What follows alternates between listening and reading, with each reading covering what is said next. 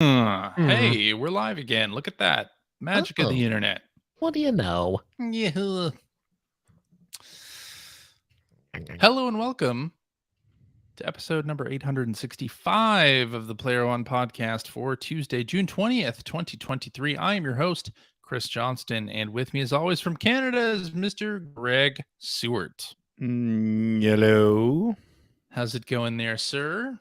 Pretty good. Happy Father's Day, you too. Happy Father's Day to you as well. Agreed.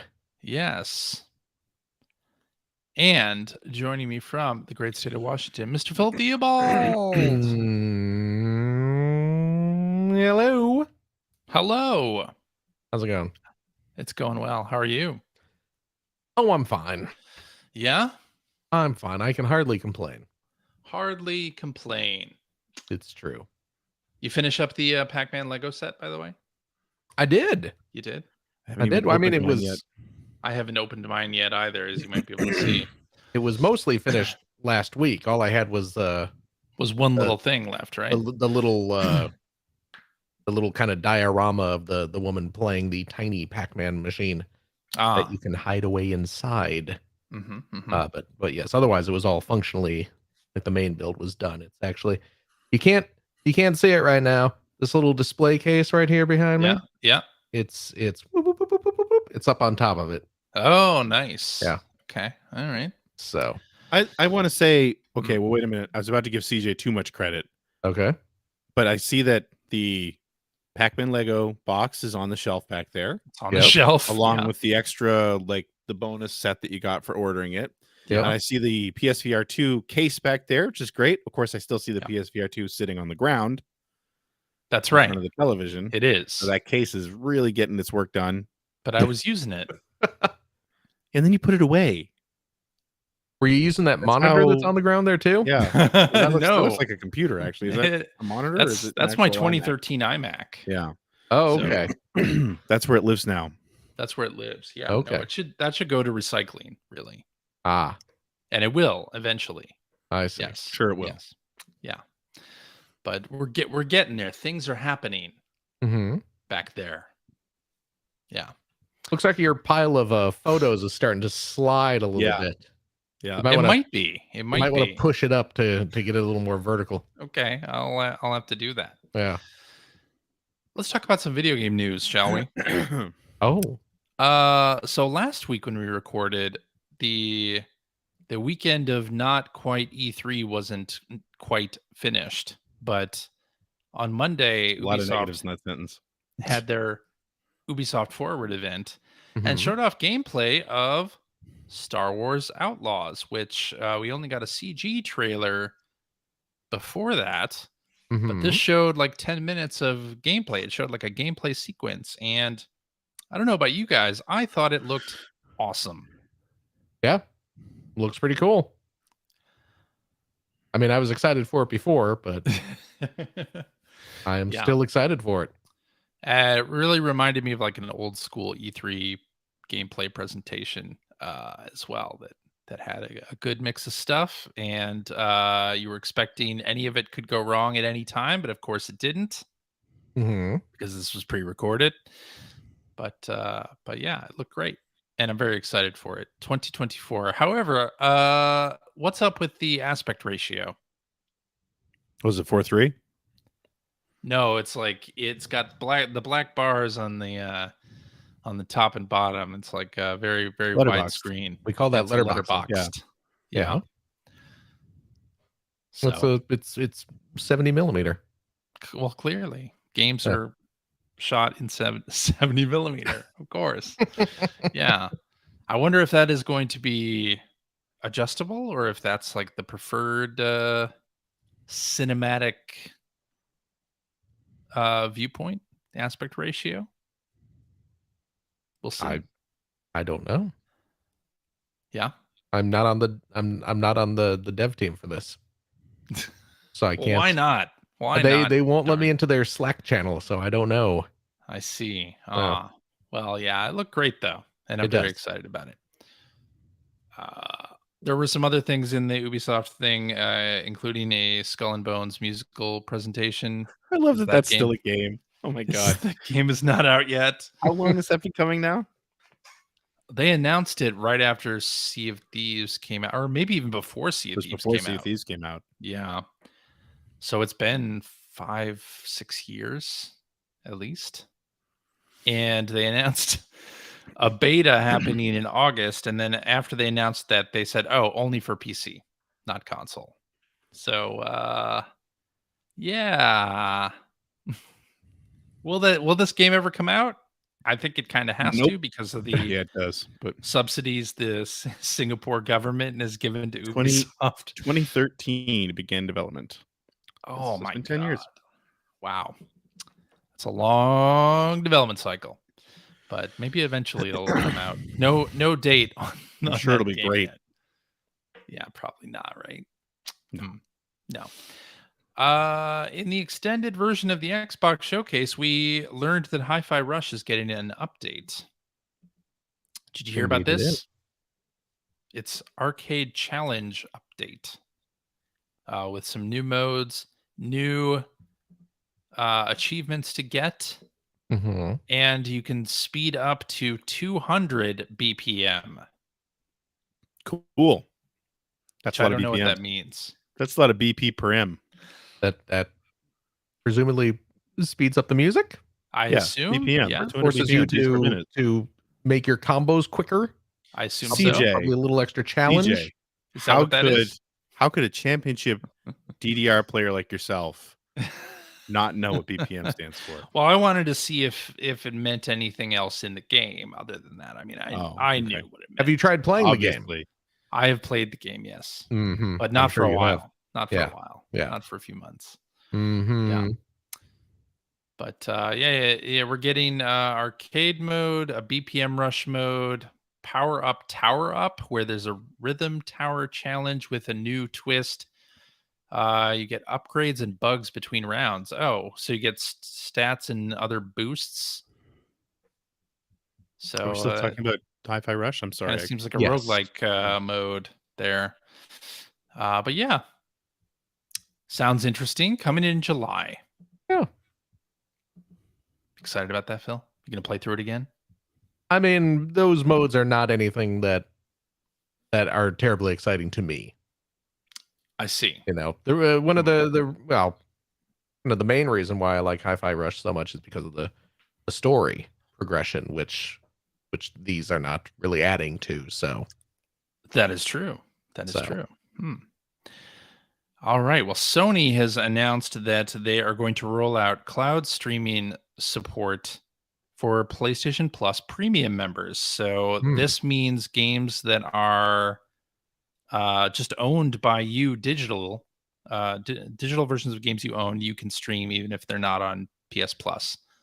So you may remember Microsoft made a very similar announcement over a year ago now, I think, where they said you'd be able to play digitally purchased Xbox games over the cloud. That has not come to pass. I'm shocked. I didn't realize you couldn't do this already. You cannot, unless you own a game that is also on PS Plus game catalog or otherwise streamable. Yeah. But with the PS4, couldn't you do that? Can you just stream anything you owned on? You can still do it remote play. That's what I'm thinking of as remote play. Okay. You can still do it remote play, but over the cloud, no, it has to be part of one of these programs. So yeah, that's the difference. Okay. Yeah. Sorry, that's what I was confused by. Yep. And then they'll allow you to do that with PS Plus game catalog titles, game trials, and supported digital games the players own. So, yeah, that seems cool. I'm excited about this. I hope that Xbox brings out this feature as well. Since I'm all digital, this would mean that basically my entire game catalog would be playable over the cloud, and I'm very happy about that. Yeah. Yeah, I mean that's really great. I don't think I'll play anything over the cloud, but that's really great. Yeah. All right, it is great for me. We found out what the PlayStation Plus game catalog games are going to be for June, and they include Rogue Legacy 2, Phil's favorite. Very good. And Herc's Adventures. Wow. Which I don't think that has been re-released in a long while, right? No, Herc's Adventures? I don't think so. That was one of those games that everybody really seemed to love when it came out. Mm-hmm. Everybody who played it anyway. I have a copy of it. I've never really played it. It's very similar to Zombies Ate My Neighbor. Well, it's the same team, right? Isn't it? Is Possibly? it? Same dev team, I believe. Is it? Oh, I didn't know that. Yep. Yeah, it's an interesting. I didn't expect to see that on that list. That's cool. Yeah. Kind of nice. Kind of nice. It's nice to see a deep cut like that. It is indeed, and not something that I would expect to see in the classics catalog. I kind of want to see more Ridge Racer, Metal Gear Solid, something like that. But no, we're getting Herc's Adventures, which I'm glad about. But it's Ridge Racer's 30th anniversary. I don't know why they haven't pushed all the Ridge Racers up. I know. Yeah, that is very true. But hey, Nintendo adding another game to Nintendo Switch Online this upcoming week. It is the first release of, I think this is the first Fire Emblem game that came to the Game Boy Advance in the US. That is coming out on Nintendo Switch Online. So Fire Emblem, The Blazing Blade. Have you ever played that? Of it. I have never played it. I don't think I have either. It's something. It's interesting because Fire Emblem has become sort of, I don't say ubiquitous, but I mean, we've gotten so many of them at this point.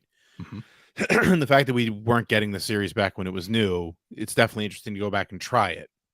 Right? Yeah. It's like, it's just neat to try it, but boy, I didn't find it very playable. But that's just me.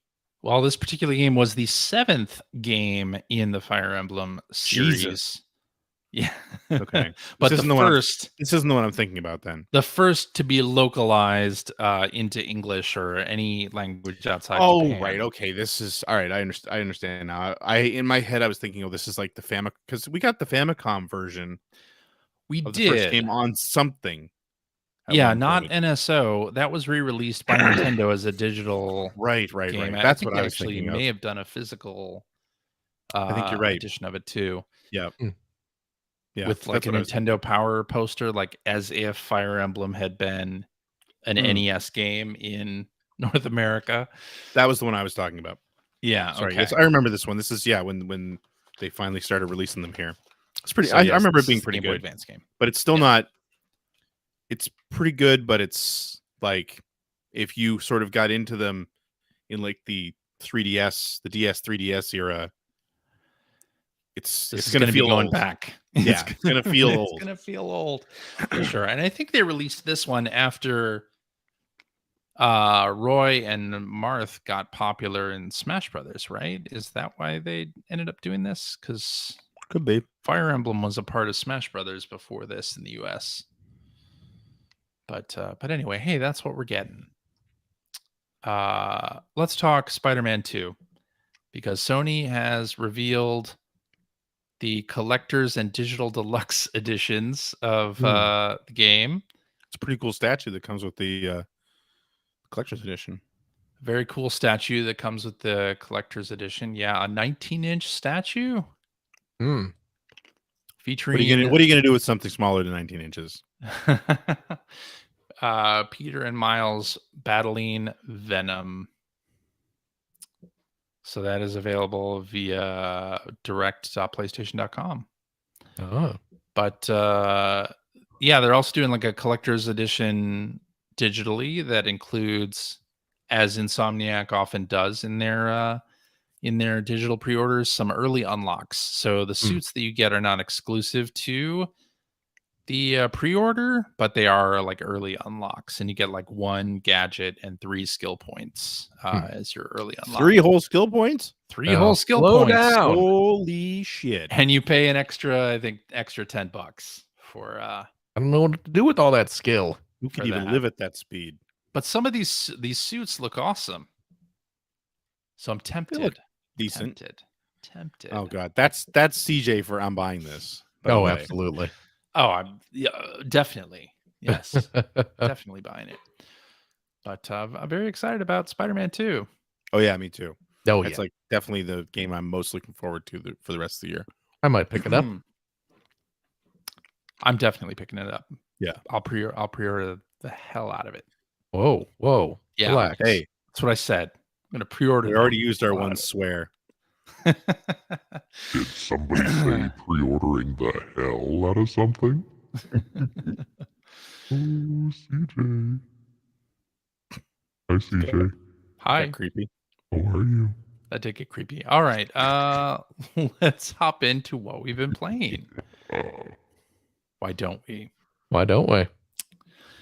I haven't really been playing too much this week, and actually, I have Tears of the And Kingdom yet down you've here. got the most games listed on your. Yeah, really. On the Well, I outline. have Tears of the Kingdom listed here, but I didn't play it this week. Oh, for God's Why sake! do you lie? Didn't play it. I just left it on there because I figured I would play it, but I didn't. Wow. I know, right? There were too many other things to play, like Fortnite. Gotta get my dailies. You know, Jesus. those You're expire working your every way day. up to Optimus Please kill Prime. me. That's right. And then I also played Dordogne, Don't which know is it. a They game. dislike smoke, from what I understand. Mm-hmm.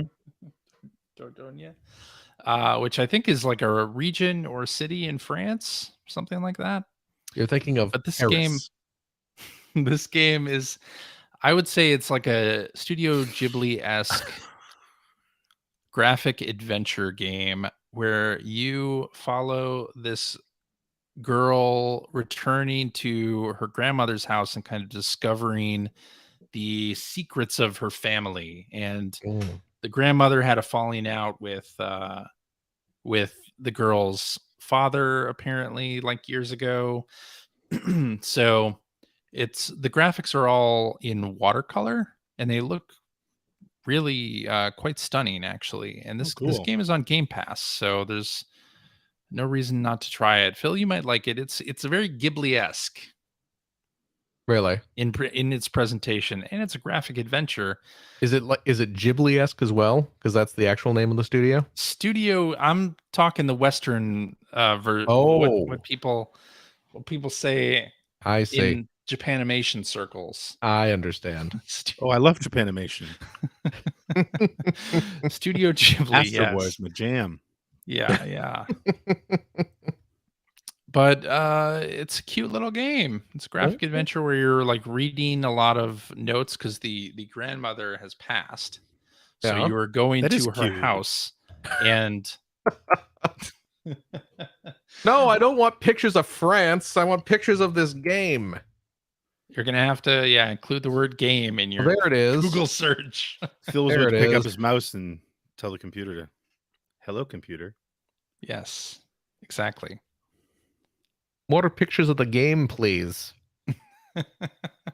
There we go. Nice. Oh, this looks like Studio Ghibli. That's the one. The off-brand Studio Ghibli. No, it looks very pretty. Yeah, it is. It is very pretty looking, and it is on Xbox Game Pass. And it's kind What of fun. is just like a little adventure type game? Yeah, it's a little adventure game. I wouldn't say it doesn't really seem to have any puzzles per se, but you are like exploring the environments and the rooms, and as puzzly as it has gotten so far is like choosing where you place some of the objects. So you, in the first little scene, you part of the story is told in flashback. So you flash back to when this girl was younger and she's arriving at her grandmother's house and she's unpacking her bag and placing her belongings in the dresser. And that's as actiony, puzzly as it gets. And there's really not a puzzle to it at all. Fit all the stuff in the drawer. Yeah, is like a Tetris type thing. Not even arranging socks. No, so I kind of wonder if this is more walking simulator or like story told through a lot of notes, not necessarily like gameplay. I'm seeing a lot of canoeing screenshots. There's canoeing as well. I have not gotten to any canoeing. Okay. But Does this take a tragic turn, like a Deliverance style? Possible. I haven't played that Okay. far into it, so I don't know. Okay. Yeah. It looks cute. But anyway, You say it's on the Game seems Pass. cute. It's on the Game Pass. Yeah. Okay, I'll give it a download.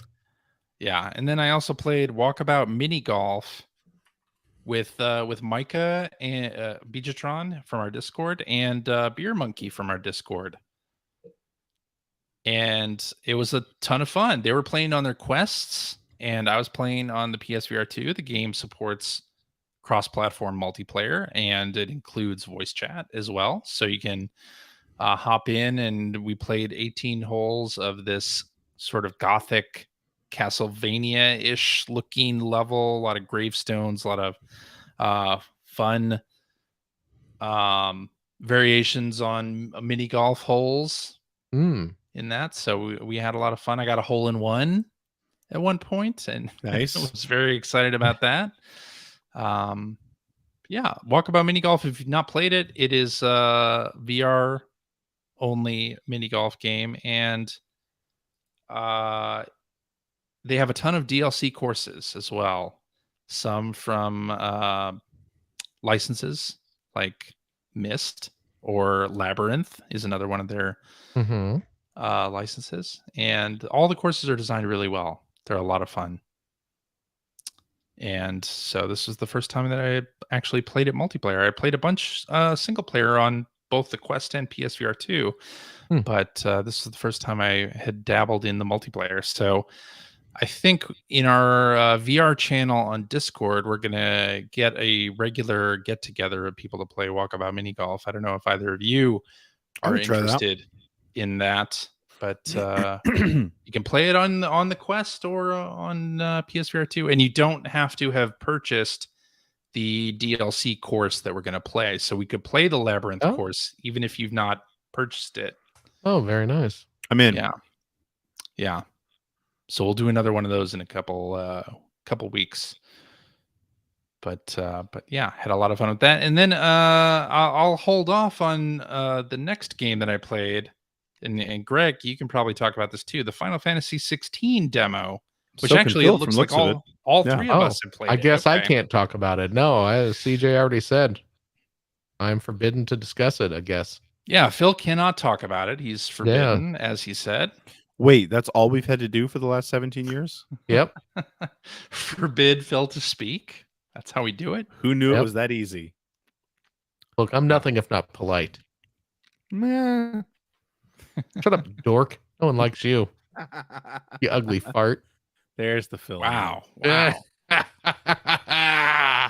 Greg, do you want to tell us about what you've been playing? Well, I played some Tears of the Kingdom. Oh, so I'll jump into that. You did. Okay. Yeah. You played on stream, in fact. I did. Yeah. And so I remember I got to a part, I got into Zora's Domain, which was kind of the last of the 4 different disturbances that I'm supposed to be investigating. Kind of just meandered my way down there after finishing Death Mountain. I did all the Death Mountain stuff. That was great. I really enjoyed that. So I now have Yunobo, I think is his name. Yeah. I really did not like the Fire Temple. I did not enjoy that one. No. You know what? I gotta say, it was my least favorite so far. Of the 3 I've done, it was my least favorite. I going into it, I said, oh, this is cool because it's all minecart related. So it's like the whole thing is one big minecart puzzle. But after a while, I was just like, I'm not sure. And I think it's this might be indicative of, I've talked about this before, where the fact that it's such an open design concept, like I got to the point where there were like 2 locks I needed to find, which you needed to find these big gongs and ring them, and that unlocked this big gate. There were these 2 locks I needed to find where I was like, well, I think there's probably like the way the game wants me to get over there, but I'm just gonna cheese it because I can, right? Like I can see it. I'm here with I have my little Rito companion, so I can glide and I can glide a long way because I've got 2.5 wheels of endurance at this point too. And so it's like, well, I'm sick of this temple. I don't want to keep doing whatever they want me to do. So I'm just going to do it the hard way. Just climb up as high as I can go and use my glider and get where I need to get to. So yeah, it definitely wasn't as fulfilling as the previous two temples that I'd done, the Sky Temple and the one in the desert. But that being said, I like the Death Mountain as like an area in the game. Yeah, absolutely. Yeah, me too. And I like the Gorons. And the trip up there was very cool. That whole thing. Yeah. It's sort of a very the epic scale of the whole place. Just it really comes through. So although I was getting sick of going into caves and it being like, filled with lava, obviously. So if you didn't have the right gear or the right potions, you couldn't stay. Yeah. But you find that stuff pretty easily.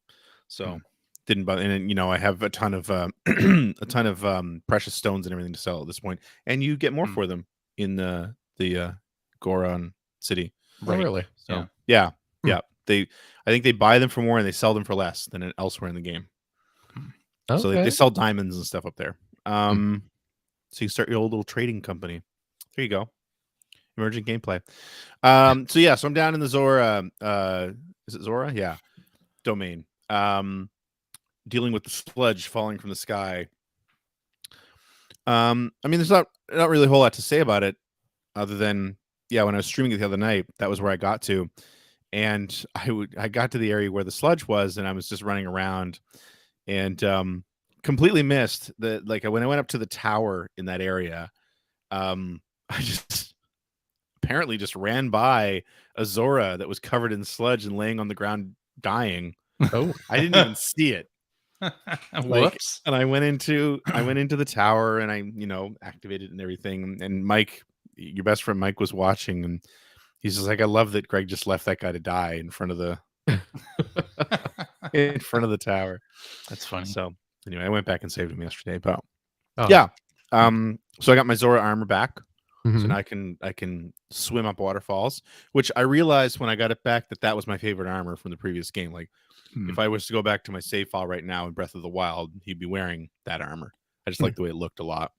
Yeah. But that's really it. As far as Tears of the Kingdom, still loving it. But I did manage to put it down for 2 hours, so I could play the Final Fantasy XVI demo. All right. CJ, I think you and I are the only two that played this. So yep, it sounds We're the right. only two that can talk about it. What I loved about the Final Fantasy 16 demo is I thought you didn't play it. It is about 2 hours. And within that 2 hours, there's a solid 7 or 8 minutes of gameplay. That's true. It's that was fantastic. Yeah. You're not wrong. You're not wrong. I'm absolutely not wrong. There is eventually going to be a video game in this video game of yours. Boy, is it Game of Thrones. Wow, it is so ever Game of Thrones. Goodness gracious. Yeah. For better or worse. I kind of dug it. But I think I love that Square Enix is doing this, where they're doing these demos that are the first bit of the game, and you can save your progress and it carries forward if you buy the. That's fantastic. Yeah. It's brave to do that because demos can blow up in your face too, and kill. But it seems like this one has been really successful for them. But that being said, you definitely run the risk of not making the greatest impression because. And this demo, I think, is a good example of it because, when you start, you're in this big war, and it's like, well, this is pretty cool, But you're right, you walk 10 feet and something else happens, but it's still sort of this pretty epic thing, and it turns into this big battle between I think Shiva and Titan, and it looks awesome, right? Yeah. And I can't remember if it's before or after that. I think it's before. You're having a dream where Phoenix and I think it's Ifrit are fighting as well. And it's very cool. You play that. It's also that's a very sort of Lord of the Rings. Boy, are there ever a lot of scenes lifted directly out of the fight in the Balrog fight in Lord of the Rings. but it's still really cool. So like, okay, that's pretty awesome. Like this is making a great first impression. I will say, and it's been a while since I played a Square Enix RPG, especially a Final Fantasy. Their dialogue scenes are really, really slow, and they kill the momentum, I think, of anything going on. And I find that the audio is a little bit crappy in them too. Like the dialogue's fine, but there's very little what background audio and ambience there is in a lot of scenes is not big enough. Like even when you're in town at one point, you can hear people kind of really quietly, and it sounds like there's about 5 people sort of talking in the background and stuff. But it doesn't feel alive. Their scenes don't feel alive. But either way, it's it's very Game of Thrones. It's very anime. Lots of dudes standing around brooding. But yeah, anyway, so you get through that, and then you're into what are the legitimate first parts of the game. So you're tutorialized, right? Like the whole thing is tutorializing you, and it's like, which is how it should be because it's the beginning of the game, but it's not an exciting thing to do, right? Right. So it's kind of, I think it was a risky proposition. But all that being said, my biggest thing with the game that I wanted, with the demo that I wanted to see, was the battle interface and sort of the helping, like the way that the helpers that you can activate, right? To make fighting easier or harder, whatever you desired, and that's fantastic. Well, are you talking about the charms? The charms, yeah. Yeah. Like that's the thing I wanted to know about. I wanted to see how they worked and if I like them. So like there's 4 charms. I was only using 2 of them, but there's one where it's like you can set it so that your character will use like whatever his special attack is that you have to build up by just doing regular attacks. And then normally there's a button combo that you have to use to activate it. But one of these charms, if you turn it on, it's just, well, if it's charged, he'll use it, period. Right? Your next press of square, it's going to work. There's another one that there's a lot of perfect dodges and parries and stuff like that in the battle system. There's one that will slow time down when that's about to happen and put a big thing on the screen to say like, okay, press this button now. Those were the 2 I was using. There were 2 more that I was using too, or I didn't use, but I did not use the one that automatically does that special attack. I used the other 3. Oh, did you? Okay. Yeah. What were the other 2 that I wasn't thinking of then? There's the slow down time, and then also I can't even remember. I could see turning off that time special to parry. ability. One gives you an extended time on parrying, which is good, and then the other one, I don't remember. Right. Either way, I really, really love the way they've got it set up because you're not just turning easy mode on and off. You can actually do sort of small adjustments and tailor the combat to your liking, and I really dig that a lot. Like I'm absolutely such a smart thing to do. Awful at parrying, or especially like knowing when to hit dodge to dodge attacks in games like Monster Hunter or whatever it is. Like I'm sounds like terrible someone at should have been playing some Bayonetta all these years. And well, maybe that's why I don't like Bayonetta. Because you're bad at it. Because I'm bad at it. Exactly. I'm willing to admit that I'm bad at that. So having that option to like slow down time and give me like an extra few seconds to hit the R1 button definitely helped my enjoyment of the demo. Yeah, without a doubt. For sure. Somebody in the chat, I think it was Namova, said like an epic war composed of roughly 3 shades of gray. That's true too. The colors were very brown and gray. It was very muted. Very. Until the icons appeared, and then everything started to look a little bit more vivid and exciting. But yeah, I mean, I like it. I think it's I've read it's supposed to be like about a 35 hour game or something like that because it's not open world. No. So overall, I think I'll be happy to jump into that once I finish Zelda, which God knows how much longer that's going to take. Yeah. So I also liked, I played the Final Fantasy VII remake demo, And one of the things that kind of turned me off on that game was the battles took a long time. And in this, at least at the very beginning of the game, battles did not take like a hugely long time. So they do and they don't. I mean, when you're fighting that swamp creature thing, yep, that boss, that takes a while. that didn't take that long. It wasn't. Yeah, maybe. What I'm worried about with a lot of these games is that I'm going to get bored with whatever I'm battling. Like, I don't want the battle to be so belabored that, you know, a half hour later, I'm like, oh, I'm not done with this boss yet. Yeah. Like, come on. I hear you. Like, move along. But it's not like that. So, yeah. But anyway, I like the demo. Yeah. It's funny to call that a Final Fantasy, but I know Final Fantasy isn't what it used to be. Yeah. Because you know, you're literally jumping from level to level. You're not they seem to have taken out any semblance, at least from this demo, any semblance of exploration. Right. Yeah. Now, one thing I haven't done with it, and I don't know if you guys noticed this, when you finish the demo, you do unlock a bit of gameplay from later in the game. Yeah. That you can go back and try.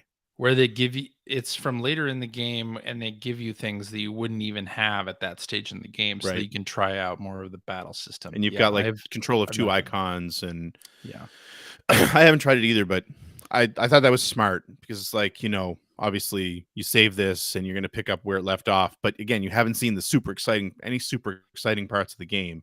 Right. What you have seen that's exciting is pretty cinematic. So yeah.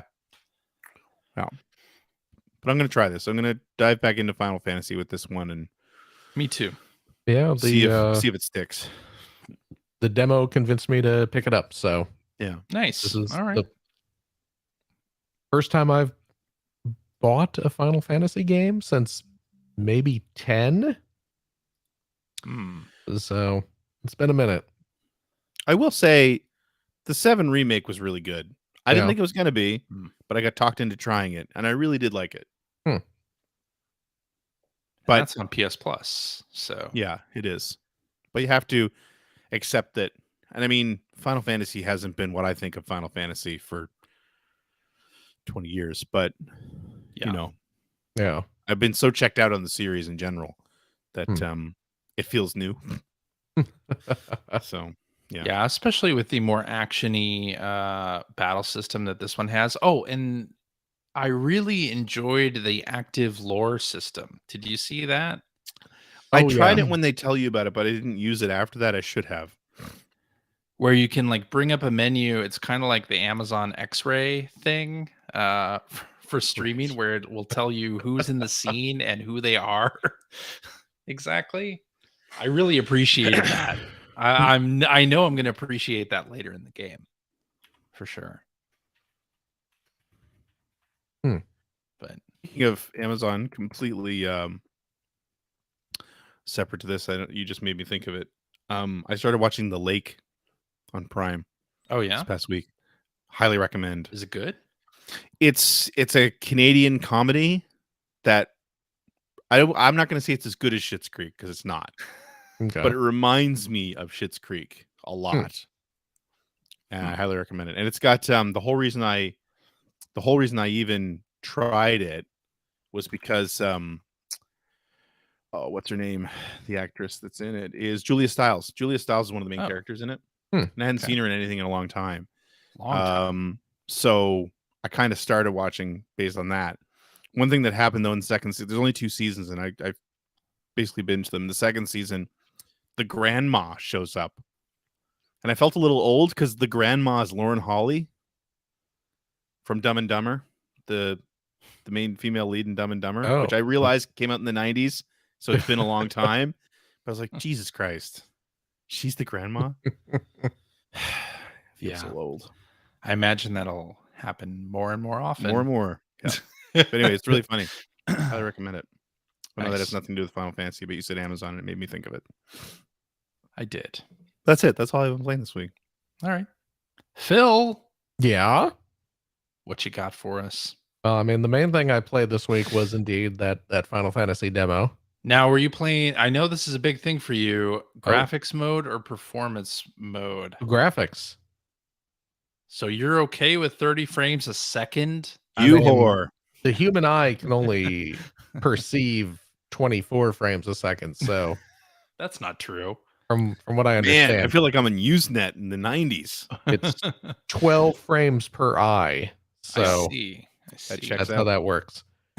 No, we've talked about this on the show. I'm one of those weirdos who really has a hard time noticing the frames per second unless you like show them to me like, here's 30 frames, here's 60, and you like show them to me like right after each other, and I'm like, oh, I don't have a hard time. that one is smoother. I don't have a hard time noticing. I just don't really care. Yeah. If it's like stays around 30 and it doesn't dip all the time, I'm fine. Absolutely. I think I prefer graphic fidelity over frame rate. Yep, same here. I guess it depends on genre. Like if it's a shooter or any kind of multiplayer thing, I would prefer 60, but 30 is just fine for this. So yeah, I played in fidelity mode as well. Yeah. So I just want it to look pretty. Of course, there was that controversy this week that Starfield is only 30 frames a second on console. The bigger controversy should be, what the hell are you going to do on 1,000 planets? Yeah, mine for yeah, resources. exactly. You know what? You don't have to say any more. Yeah. You're right. That's all it's going to be. That's what it's going to be. Yeah. But you know what? The other game I played this week was the real exciting release this week. The hot new Game Boy Color release for 2023. I speak, of course, of Grimace's Birthday. The new McDonald's video game that is indeed a Game Boy Color game, but you can play it on your web browser. So, and that is, of course, to tie into McDonald's new promotion, celebrating the birth of their beloved Grimace character, milkshake spokes creature, the Grimace. Mm-hmm. Yeah. Tying, of course, into Grimace's birthday meal, which includes a brand new berry flavored purple McDonald's milkshake, which I also enjoyed this week as well. So the marketing has worked on you. It absolutely You're did. all about it. I mean, look, I already ate a red Whopper to celebrate Spider-Man. Oh, I can. Is that a thing? Oh no. Yeah, no. Burger King had a Spider-Verse promotion. And you could get a Spider-Verse Whopper, which is just a Whopper, but the bun is dyed red. Nope. And the little sesame seeds are dyed black. Oh. So you have kind of like a Spider-Man color scheme. I'll tell you what. What's that? I'll tell you what else had a Spider-Man color scheme, probably about an hour later. You know what?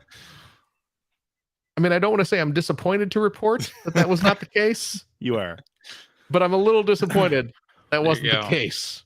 I don't trust foods that are dyed in that way ever since my Hershey's Hulk, your Hershey's Hulk chocolate syrup incident. I've had an incident where I went to the doctor because I was sure I was dying. Oh, yeah.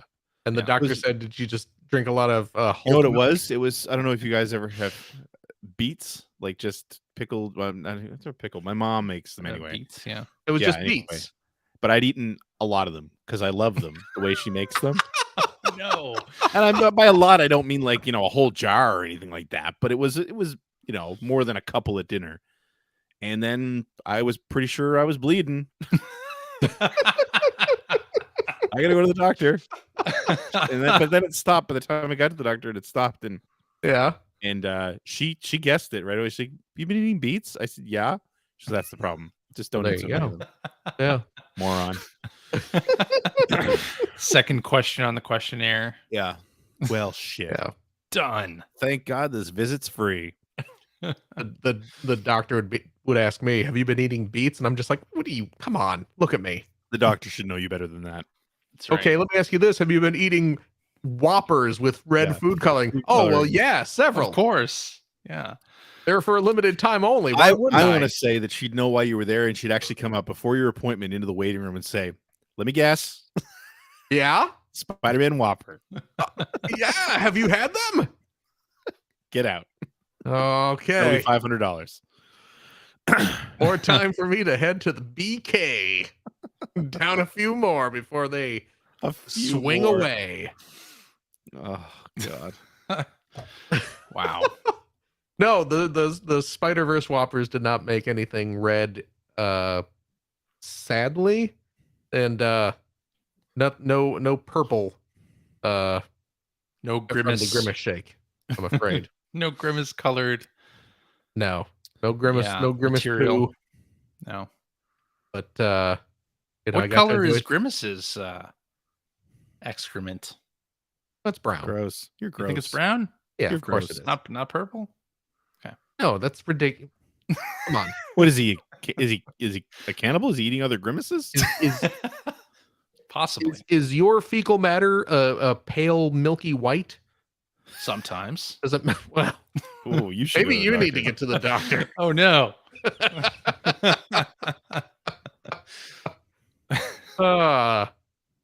So the Grimace game, Yeah. it's a very McDonald's- short.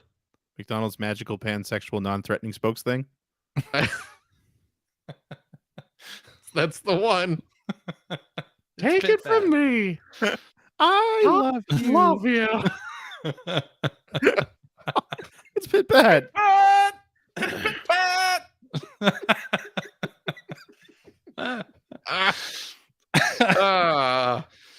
It's a very short game. You can plow through it in like 15 minutes if you sit down. Yeah. I almost feel like calling Ethan and telling him to write a review on it.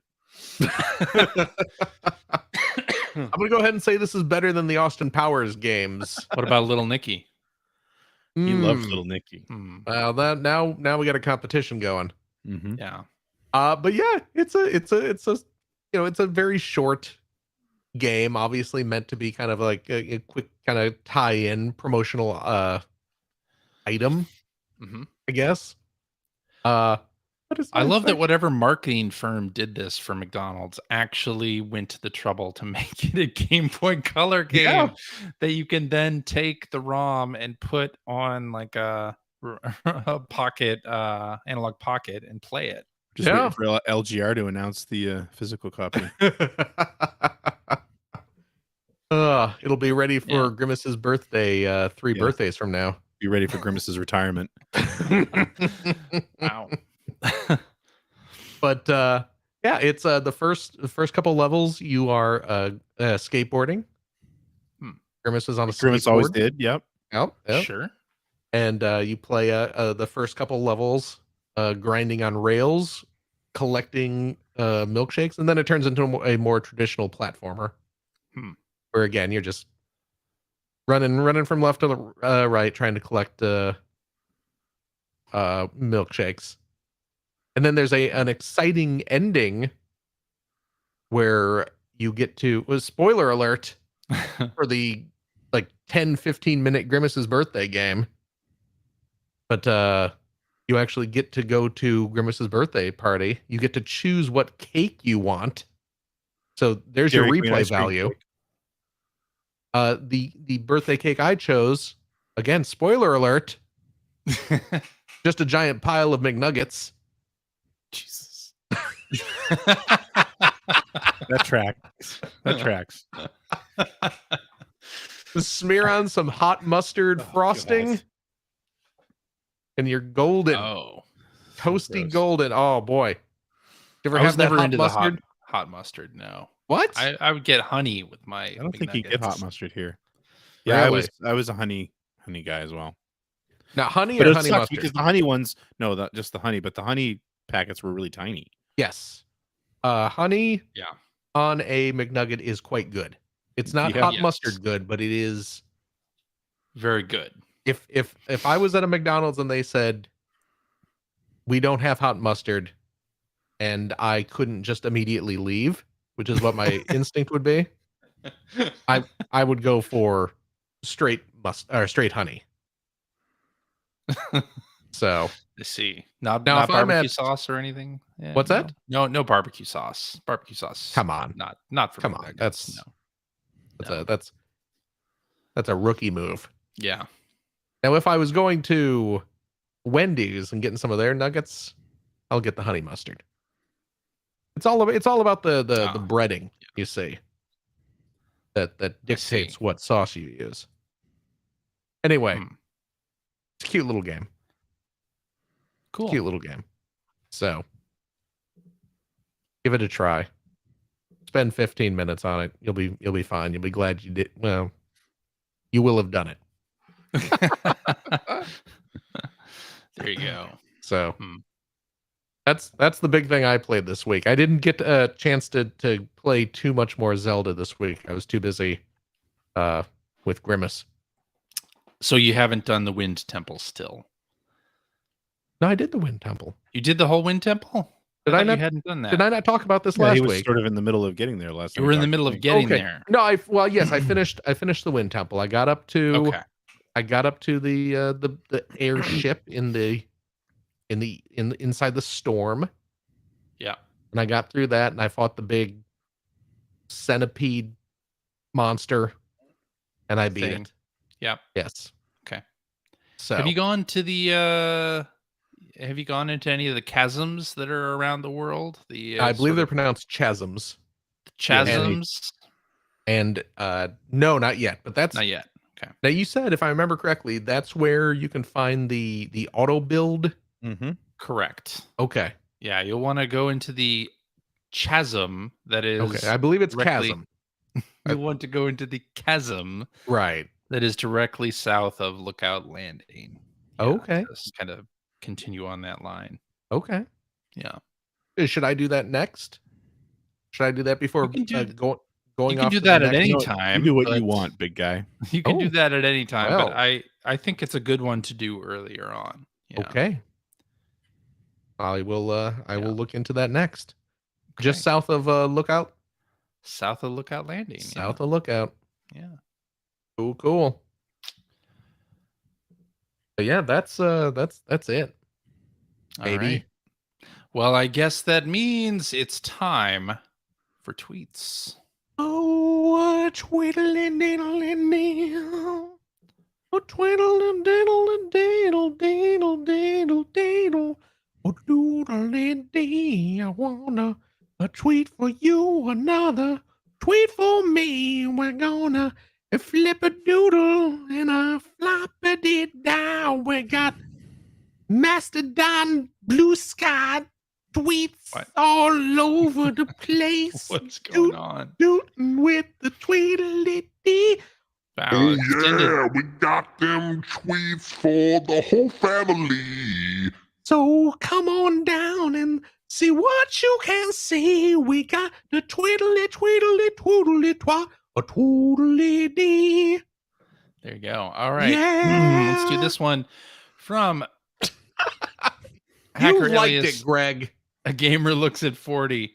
Who says, is Greg excited for the new Gran Turismo movie? No. No? That sounds like the talk of a guy who's sitting in a chair just eating Doritos and playing video games all day. I'm out of Doritos, but you're not far off. There you go. No, I mean I'll watch it when it's on a streaming service. Yeah. But let me follow that up with this. Are you excited about watching the Twisted Metal TV series? No. Yeah, that doesn't look good, does it? It doesn't. No. It doesn't. No. Very disappointing. I was never a Twisted Metal guy. That I was not into the PlayStation for like the first year or so of that system anyway. So all those like first year sort of franchises that people were excited about just didn't do anything for me. No, not a Warhawk guy. Not a Warhawk guy, not a Toshinden guy. Me neither. I wasn't into Tekken either. I really dug Warhawk. A lot of people I know did. Yeah. Wipeout. I didn't get into Wipeout. Yeah, see, I liked all of those games. I liked Wipeout a lot. The first 2 Twisted Metals. They did Yeah, nothing for me. absolutely. I understood why they were popular. Never bought a Twisted Metal. Never really played Twisted Metal a whole lot. No. Yeah. Not at all. All right, let's do this one from hacker alias Dr. Fup WS. Okay. Who says which console spawned the best franchises like Call of Duty is from PC and Need for Speed is from the 3DO. But is it? Not really. Need for Speed is like a spiritual successor to Test Drive, which was PC. Wasn't the first Need for Speed on 3DO though? It was, but what I'm saying is it was made by the Track. people who made Test Drive. Oh, really? Oh, okay. Yeah. Okay. By the company anyway. Which was But then it morphed. Which was something what else. became EA Canada. Anyway. I don't know, I think it's tough to say. I think honestly that a question like that, it definitely depends on your age. Yeah. Clearly the NES. The NES is like the first thing I think of.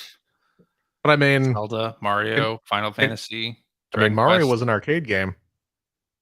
Mario spawned out of arcades. Yeah, but we're talking about console. Which Yeah, console spawned the best franchises? Yeah. Okay. I mean, even then, like if you're talking NES, that's where like your Final Fantasy came from. Yep. Where your Dragon Warrior came from. Yeah. Right? Yep. Dragon Warrior was originally Famicom, yes? Yes. It wasn't some like obscure Japanese PC or something that it was on first? No. Okay. Yeah, I mean, I'd say NES.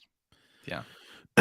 Yeah, but I mean, there's been a lot of consoles that you could, I mean, really, there's just about every. I'd say it definitely diminishes the more recent you get, but also because we might not necessarily be far enough out to call something a great franchise that was, the first one was introduced in the last like 5 or 10 years. I guess that's true. I don't know what but yeah, I mean, I don't know. And was Call of Duty PC first, or was it?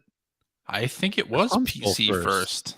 Was it? I think it was PC first. See, Call of Duty for me always felt like a continuation of, not a continuation, but it existed because of Medal of Honor. Yeah. Which that was PlayStation, I believe. It was DreamWorks. I thought it was only PlayStation when it came out, but I might be wrong about that. I thought that one was PC as well. Maybe. PC and PlayStation. All right, let's do this one from hacker alias Matt WBT, who says, "What's a positive use for AI in game dev?" Testing. Definitely testing. Yeah. Yeah. And a lot of companies do that. A lot of automated testing and software. Automated testing. Yeah. I think that's the only use, personally. But that should be the only use. Yeah. In my opinion. But it won't be. No. What there was a game recently that got not in trouble, but people were like, well, the art in the environments really looked like, I think it might have been High on Life, where the artwork in the environments really looked like it was generated by AI programs. First of all, pay some artists, you cheapskates. Exactly. Yeah. And second of all, I mean, there's going to be so much, any content that AI generates, it's going to be such a gray area as far as copyright and legality and stuff like that. I don't know. I'm not comfortable with it at all. I haven't been, and I don't think I ever will be, personally. Yeah. The number of times that I've asked ChatGPT something and it's been wrong, like straight up wrong, is like even stuff that it should know, like time zone changes and things. Yeah. And it's just been straight up wrong. It's like, what? What is happening? Or I'll ask it to give me a synonym of a word that starts with a particular letter, and it will give me a synonym that does not start with the letter I asked. Hey, look. Like, come on. If you can't come up with one, just say there isn't one. Don't give me one that starts To with be fair, I've worked with humans like that too. So wow. We've all worked with Phil. Just kidding. All right. Is this because I have like 8 fingers on my one hand? Yes, that's Okay. exactly why. You were constructed by AI art. I can't That's help why. it. That's why. Yeah. Comprised of bits of better looking people. Let's end it with this one nice from thing to say about your Hacker parents. alias Fredo, who asks, modern console gaming is in a bit of a controller cul-de-sac. In what way can game companies iterate or revolutionize to improve the default 2 sticks, 2 triggers, 2 bumpers, 4 face button design? Wait for Nintendo to do something new. Possibly. Is there a problem with part of it. controllers? Controllers need to be different right now? I don't think so. I Personally. don't feel like it, and I probably won't feel like it until somebody does something different. And No. I realize, hey, that's what we needed. Even the DualSense that has the advanced haptics, Mm-hmm. it's like it is good, but I don't feel like it's It's not like when I play revolutionary. something on an Xbox, I don't feel like I'm missing all that much, right? Right. From that. I'm a fan of the finer levels of rumble in the controllers. Me too. That's definitely been nice. I mean, it's an evolution of what's there. Yeah. That was what was there previously. That's really nice. Yeah. But yeah, I mean, I don't know. I feel like Sony more than Microsoft has kind of tried to dip their toe in other things like the the 6-axis and the touch screen on the front and all that sort of thing to various levels of success. I mean, it's nice that those features are there, I guess. They don't feel like they've ever really been utilized very well. Yeah. Or maybe they were once or twice, but not like in general. So I don't know. I mean, the twin stick shoulder button thing is pretty. It's going to take a great lot to dethrone that right now. I will say the other one thing is oh, that sorry. backwards compatibility, like, and just in terms of games as a service, that are moved forward with each generation, like they're going to have to be and also across controllable the PC, right? Like and I love across that. PC. I love that you can hook up an Xbox or a PlayStation controller to your PC and it just works and the game recognizes it and it's all very universal. Yeah. I will say, as far as controllers go, there's been a lot of, I think, innovation and a lot of hard work being done on controllers for people who are, I don't know what the right term is, but you mean accessibility? Accessibility. That's the word I'm looking for. Accessibility yeah. controllers. I know Microsoft spent a lot of money. I think Sony's doing it as well, but yeah, I've loved that that's a thing. Like, no, the standard controllers I don't think they're not doing much other than evolving. Yeah. They're not being revolutionized, but I mean, 25 years ago, you didn't have the accessibility options that you have now. No. And that's fantastic. Yeah, I think that's true. And I also like the higher quality controllers, like the Elite controller and then PlayStation's version of that. Like using higher quality materials, I think is good. I want to see more Hall effect analog sticks in a generation coming up, like to fight stick drift. Stick drift problem that is prevalent in the Joy-Con. And I want to see the Joy-Cons die. I never want to see something like that happen again. I want to see a revision to the Joy-Con, and I know that Nintendo's never going to do it where they make. Why would they? Or they make an ergonomic Joy-Con that actually like feels good in the hand. Like it's going to have to be Hori or a third party that makes that. Well, I mean, they wouldn't anyway because that's not the function they want the Joy-Con to serve. No, you're right. You're right. That's so, not. Although I'd love to see them do that as an option, right? Or I'd love to see them do a Joy-Con that has a D-pad. Like, why not? Right. Like, but why? Again, that's not the function they want it to serve. I totally agree. I totally agree. It's not, but I want that from them because it would probably be pretty good. And my problem with that being left to third parties is that those are almost always missing something. Either it's the rumble, or it's the gyro control, or it's something else, like you can't There's use sort them of wirelessly, or there's sort like of an X something factor. else. Yeah, there's It's sort of missing. an X factor there too.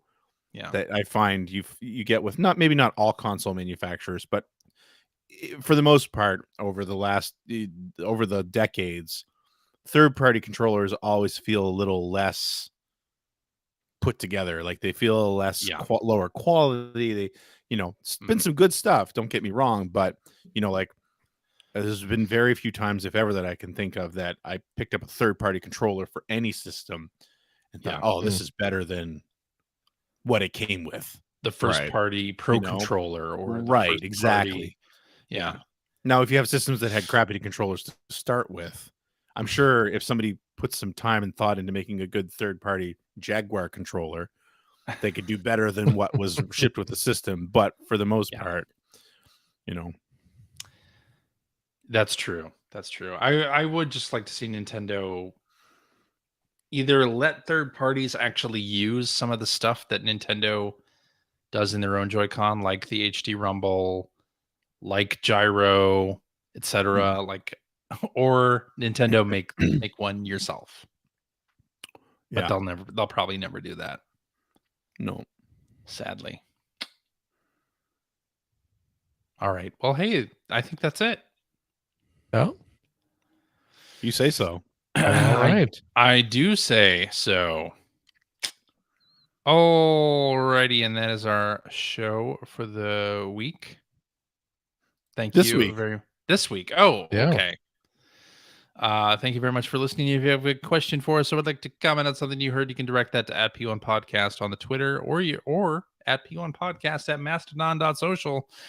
Or if you're not into all of those social network things, you can find our website at player1podcast.com. There you'll find our contact information. You will find blog entries about Sega CD stuff from Mr. Greg Stewart. You'll find Generation 16 episodes there as they happen.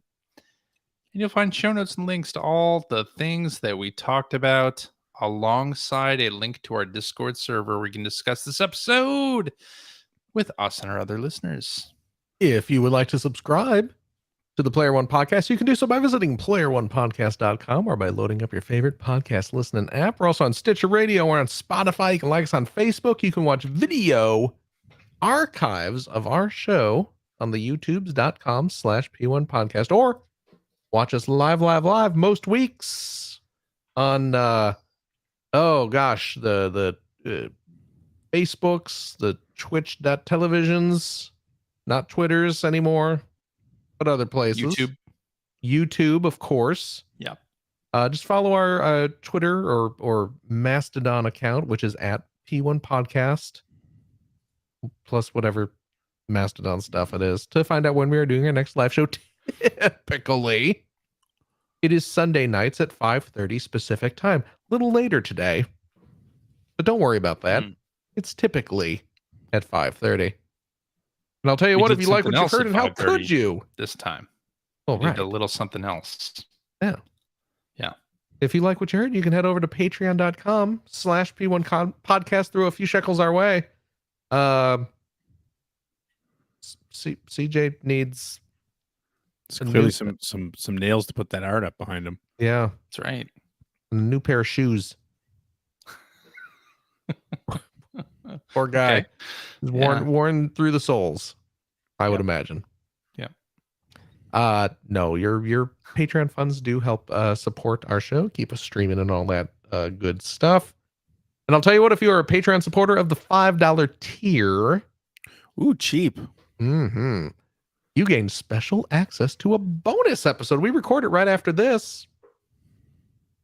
Usually.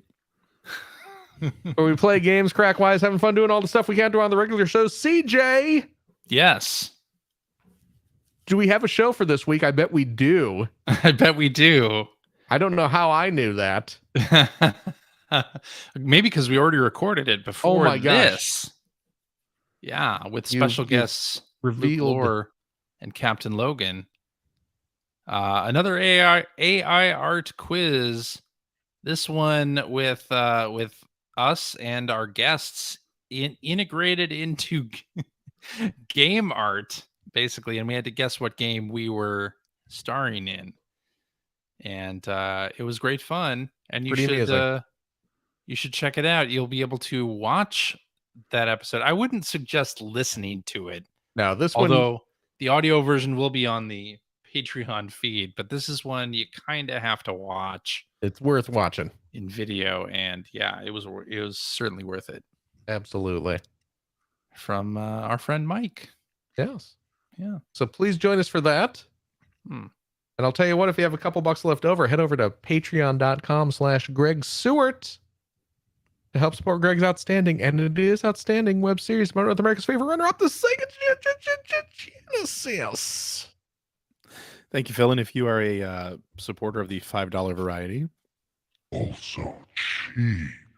Thank you, Satan. You get access to the Weekly Commute, which is a vlog series that I do, where I talk about all the different videos I'm working on, the progress, anything cool that's been happening.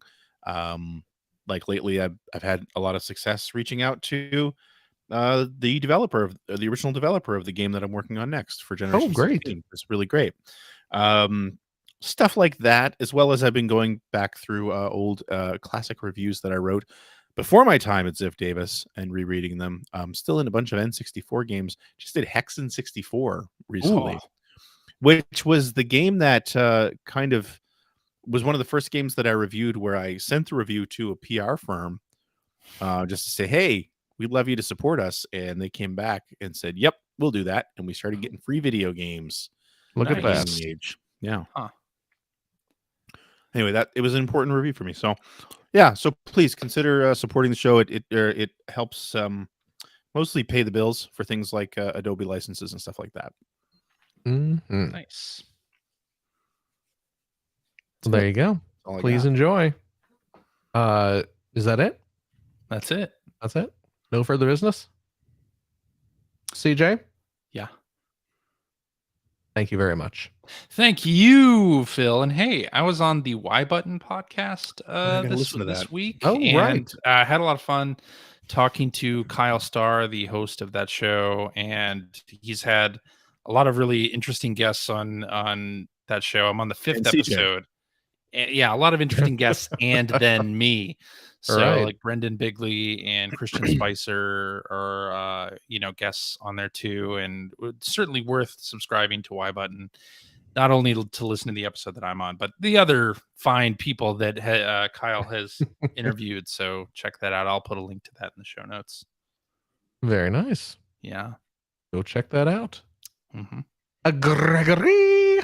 Yo. Thank you as well. Thank you, Philip. Oh, as always. And a big old thank you to you, our wonderful, wonderful listeners. Every single darned one of you. Remember, as always, be kind to yourself. Take care of your loved ones, your family, your friend. Be nice to people. Do what you got to do to be safe. All that stuff. Just be happy, for crying out loud. That's all we want. That's all we want from you. Yeah. Take care. We hope to see you next week. Bye-bye. Bye-bye. Bye.